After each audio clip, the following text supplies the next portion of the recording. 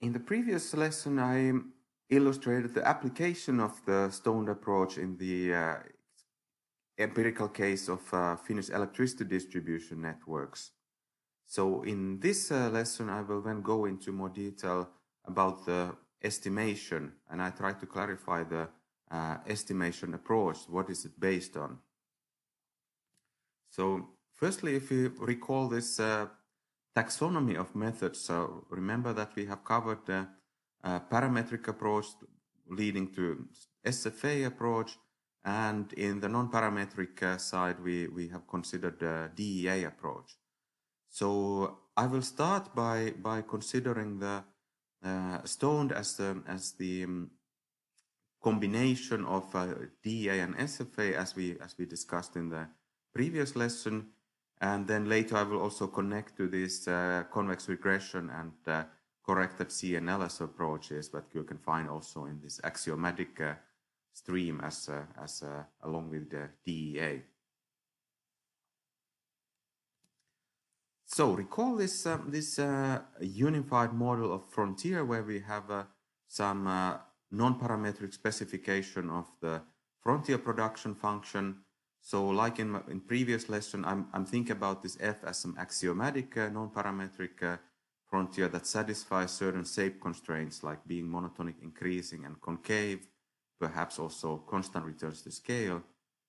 And we have the composite error term that consists of asymmetric inefficiency and two-sided noise term V.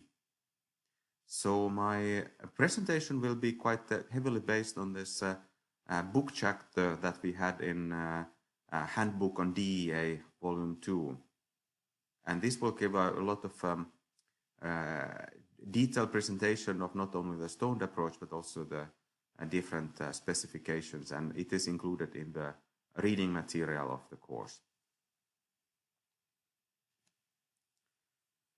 So to give them theoretical basis, then we can summarize it to the following equations. So remember this specification of the unified frontier model. So now if we think about what is the conditional mean, so what is the conditional expected value of output given the inputs xi? So it's easy to see that the conditional mean is equal to the value of the production function, so f of x, which is completely deterministic, minus then we need to subtract the expected value of inefficiency. And we assume that the expected value of noise term is 0, so it doesn't affect the conditional mean. So in the usual classical specification of the stochastic frontier models, we usually assume that the inefficiency term has a constant mean and variance. So therefore, I'll denote this expected value of u by Greek letter mu, and this is assumed to be constant across all observations. So therefore, we can then introduce a new function g of x. So we can think about this g of x as average practice production function. So if f of x is the frontier production function, then subtracting the mean inefficiency, we can get another function which is the average practice production function g, and notice that that if f satisfies these axioms from production theory, including free disposability, convexity, constant returns to scale, then so does g, because we only subtracted some constant.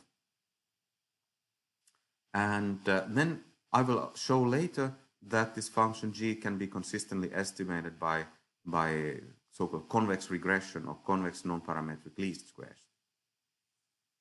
So therefore, having this kind of connection between the frontier production function and average production function, we can devise the following stepwise procedure.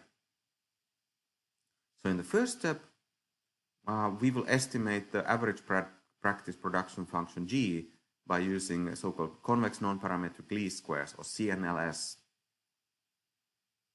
having these CNLS, we will get also the regression residuals, like in the OLS or any regression method. We can get them as a result of the first stage regression. We get the regression residuals. So in the second step, we then utilize some distributional assumptions similar to stochastic frontier analysis, and we can estimate the expected value of inefficiency based on those CNL residuals that we obtained from the first stage. So having estimated the expected value of inefficiency, which was this parameter mu, so we will get in the second stage, we get some estimate mu hat.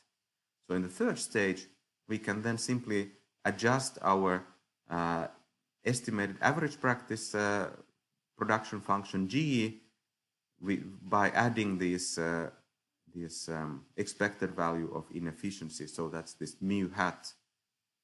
So we simply shift the frontier upwards by the expected value of inefficiency. And finally, having the estimated the frontier, we can also apply this JLMS formula from stochastic frontier analysis to estimate the firm-specific efficiency, if those are of interest to the study. So let me illustrate it briefly. So this is from the Journal of Productivity Analysis article by myself and Mika Kortelainen in 2012. So here is the scatter plot of observations in the single input, single output case. The horizontal axis is the input and vertical axis is the output.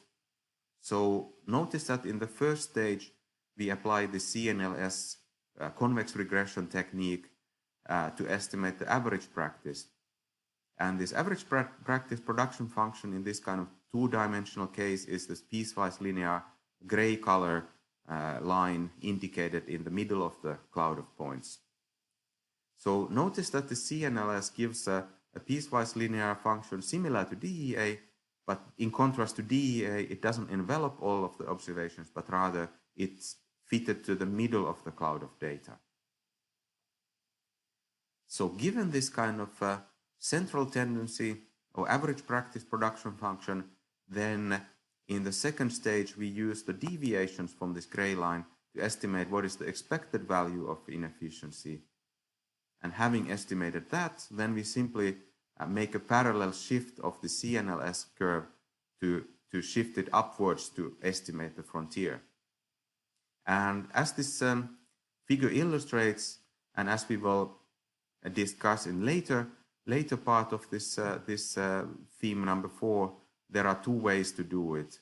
One is so-called method of moments, and in this diagram, this method of moments estimate is illustrated this continuous thin line referred to as stoned MM. There's also another technique called pseudo-likelihood, and this pseudo-likelihood estimate is indicated with the broken line indicated by stoned PSL. So that refers to pseudo-likelihood. So whatever way we estimate the inefficiency, expected inefficiency, we shift the frontier upwards towards the frontier.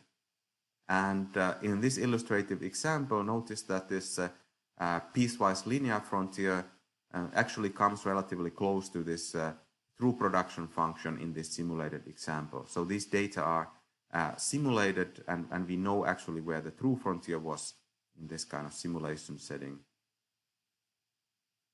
So that illustrates the principle. So first fit the central tendency, find the average practice function G, use the residuals to estimate the expected value of inefficiency, and then simply shift the curve upwards to the frontier. Obviously, this kind of parallel shift can also be criticized easily, and this has been the main source of critique from the biggest authorities in the efficiency analysis field. So what if there is heteroscedasticity? In this case, I would argue that the method is still not hopeless. However, I want to point out that these classic SFA approaches like Eigner, Lovell, and Schmidt, and Merson And Van den Broek also assumed a homoscedastic case.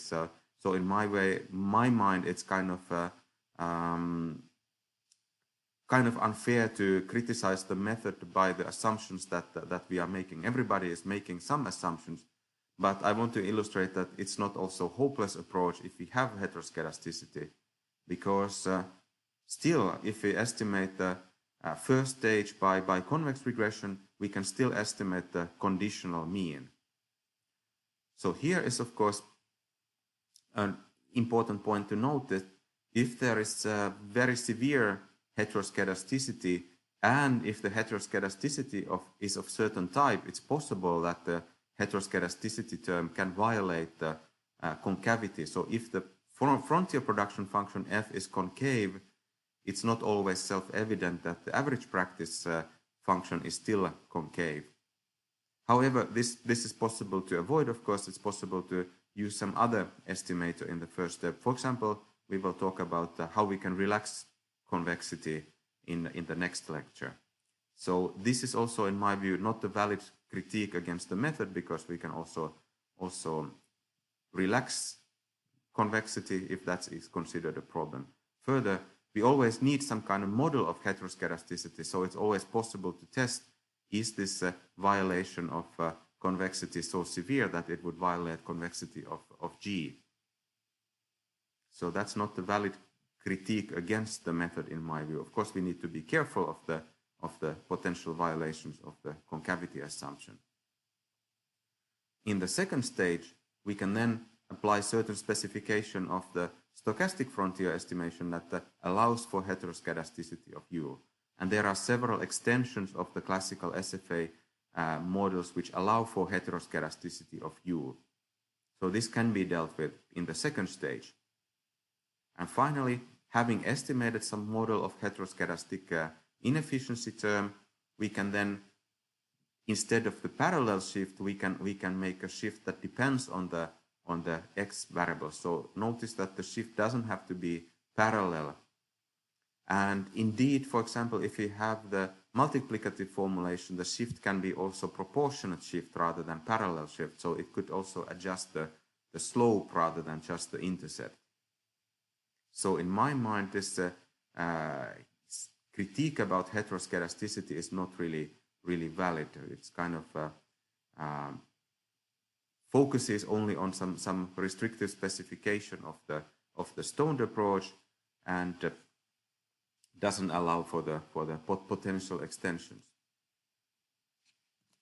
So I also can clarify the sequential estimation approach. So some authors are kind of seeing the StoNED as some kind of alternative to DEA and SFA, whereas in my view, it's more appropriate to think of DEA and SFA as substages within this kind of unified estimation approach, which has certain type of sequence, and the sequence should be going that first stage, we start with a non-parametric regression where we are essentially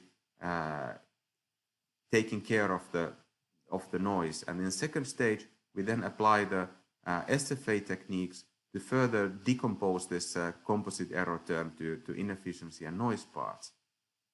Finally, having estimated the frontier, we can then use DEA to study properties like, for example, setting efficient targets or benchmarking and examining returns to scale, RTS, and so on. So in my mind, the DEA and SFA are not really substitutes, but they are complements in this kind of more general estimation framework, where CNLS is very natural part of it, as we will see later. So also to clarify the unified approach, in my mind, in any kind of frontier estimation or efficiency analysis, we start first with the modeling. We need to specify the inputs, specify the outputs, potential contextual variables. We need to specify certain kind of shape constraints and perhaps some parametric assumptions if those are needed. So in the modeling phase, we need to specify what kind of assumptions we can take as our maintained assumptions, and what kind of testable hypotheses we perhaps want to have. After the modeling phase, then there will be some kind of estimation phase where, in my mind, convex regression and stochastic frontier analysis can work as complements. And in my mind, this DEA is not really a method for the estimation phase. It's more like this efficiency analysis phase. And in the StoNED approach, actually, we can do this DEA analysis, but we don't do it to the raw data, but rather we have first used our fitted input-output data, or potentially we can have our fitted output data if it is output orientation or input orientation. In any case, what is this X asterisk, Y asterisk on this slide refer to? That refers to the frontier observations from this estimation phase. And we can utilize DEA on these fitted values to do consider, for example, alternative efficiency metrics. What if we have input orientation or output orientation or some non-radial measures? We can do benchmarking. We can identify performance targets. How much would be possible to improve performance to get to the efficient frontier? We can examine returns to scale or estimate scale elasticities, and so on and so on. So a lot of these tools developed in the DEA literature could well be utilized if we first filter out the noise from the data and focus on these frontier points, because most DEA studies actually, they do not draw this distinction between the estimated frontier and the true frontier. And in some sense, the DEA part doesn't have to do it, but first we should really filter out the noise from the data in this estimation phase. So I believe, and I hope that this discussion can illustrate a couple of things.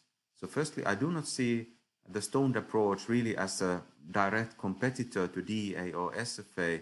It's more like a unified framework that can naturally assimilate these tools and techniques from these different parts of the literature. So it's more like a process innovation, if you like.